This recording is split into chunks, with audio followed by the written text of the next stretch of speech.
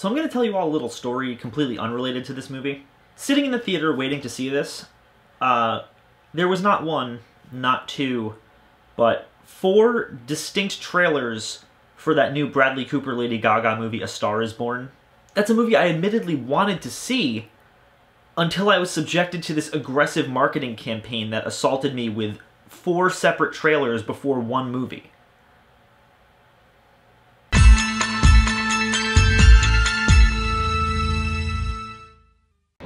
The same thought would be stuck in my head. What did you see? I saw a nun. The Nun is the 5th installment in the ever-expanding Conjuring universe, this time directed by Corin Hardy, the director of the pretty widely praised fairy-based horror film The Hallow. It stars Thaisa Farmiga as Sister Irene, a young novitiate who is recruited by the Vatican to investigate the death of a nun in a Romanian abbey. It's there that she's dragged into a spiritual battle with the demon Valak, which is once again disguising itself in the blasphemous form of a nun. This film is the 3rd in a series of spin-offs based on spirits from the main Conjuring franchise. The first being Annabelle, a totally forgettable and generic film with pretty much only one saving grace scene in the middle. This was followed by Annabelle Creation, a prequel to the prequel, and one that was surprisingly great thanks to expert direction by David F. Sandberg. And now we've arrived at the 3rd spin-off, which is a prequel to the prequel to the prequel, taking place the earliest chronologically in the Conjuring franchise thus far, this time centered around the terrifying nun from The Conjuring 2, the demon Valak. Valak was an extremely creepy and imposing villain in The Conjuring 2, and its presence gave us one of the creepiest scenes that I've honestly ever seen in a mainstream horror film in the last however many years.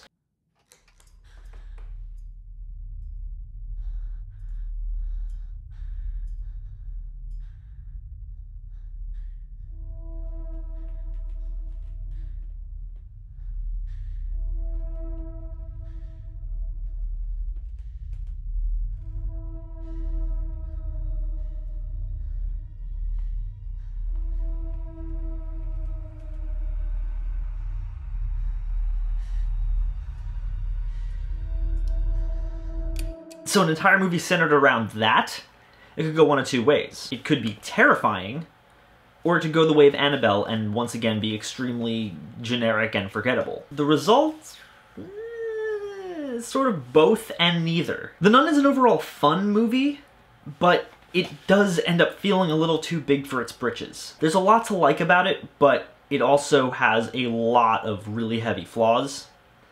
And I'm here to go over it with you all, so strap in. By far the strongest thing about this film are its visuals. From really just gorgeous wides of the Romanian countryside to really claustrophobic halls inside the Abbey of St. Carta, the cinematography in this film is really nothing short of breathtaking. It's lent to even further by not only said Romanian countryside or ancient monastery, but also by the incredible set design inside the Abbey, which really at times resembles something out of a Universal monster movie, kind of like Dracula's Castle. It's old, it's creepy, it's gorgeous, and when it's coupled with an incredible score by Abel Korzeniowski, this film really is an honest-to-God gothic horror film. Valak itself looks great as ever. The differences in its design are noticeable enough to make it so that it's not as overtly creepy as it was in The Conjuring 2, but it is just as imposing. One of my favorite visuals at the end of the film is when you see it rising out of the pool of water. Its actual screen time is fairly minimal, with the nun herself being used sparingly throughout the film. And that choice to keep Valak's screen time to a minimum is a brave one, considering the film is called The Nun. But it's one that I feel kind of paid off, because even in films where nothing overtly scary is happening, you can still feel the demon's presence oozing from every single inch of the Abbey. Hardy uses this to his advantage, and it really serves as a tool to make the whole entire atmosphere of the film a lot more oppressive. The last 15 minutes of this film are a ton of fun, and even if they do get a little silly, they really are a blast, up to and including the direct tie-in to the first Conjuring film that I will not spoil, but I genuinely did not see it coming, and it was so unexpected and so cool that I genuinely, under my breath, just said, oh shit, in the theater. Thaisa Farmiga gives another excellent performance as Sister Irene. I mean, it's not really a surprise at this point, she's kind of a modern-day Scream Queen. And despite not being given very much to work with, she does manage to make the character feel very human and somewhat charming. But it's here that I'm going to start addressing the glaring problems with this film, and most of them come from the screenplay. There just isn't enough story here to fill a 90-minute runtime. And yet, strangely, this movie would have benefited from being 20 to 30 minutes longer. Both Conjurings and Annabelle Creation worked as well as they did because they took time to set everything up. They took time to build the characters' relationships and flesh them out and show you what makes them tick and show you how they're reacting to the things slowly building up around them. It makes them feel like real people before all the crazy shit starts happening, and this movie doesn't do that. Instead of slowly building up the scares and adding to this overwhelming sense of dread, The Nun just throws you right into the deep end, and while that could be beneficial, it doesn't work in this case because there's nothing to care about. There's no tension because you don't know anything about these characters. We never get to experience that sense of dread because we never witness any of this demonic activity from anyone who's actually being oppressed by it. We only end up seeing it through the eyes of Sister Irene and Father Burke, both of whom are thrust into the heaviest of heavy demonic activity upon their first night in the Abbey. Like, on night one, you already have Sister Irene seeing the demon nun in its full glory and Father Burke being buried alive. When the movie starts at 11, it's really hard to give a shit about any of the scare sequences or feel any of the tension. When it starts at max velocity, it all becomes really predictable pretty quickly, because you've seen the craziest it has to offer right from the start.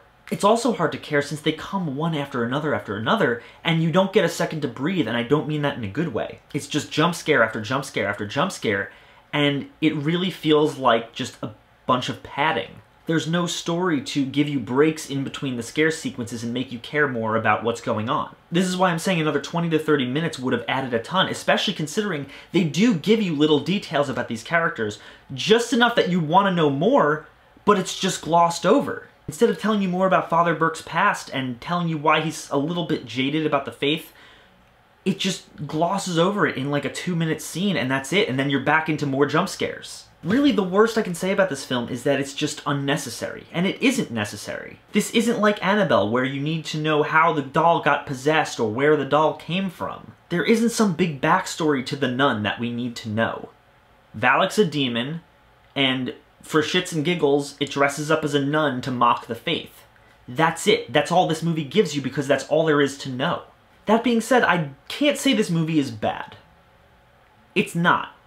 It's just kind of average. It's a lazy attempt to milk this universe further by capitalizing on the iconography of a creepy villain from the second film. But it's a fun that. This film could have been a lot worse, and as far as ranking it goes, I'd probably put it somewhere like here. I'm going to say that The Nun is good for fans of the Conjuring universe.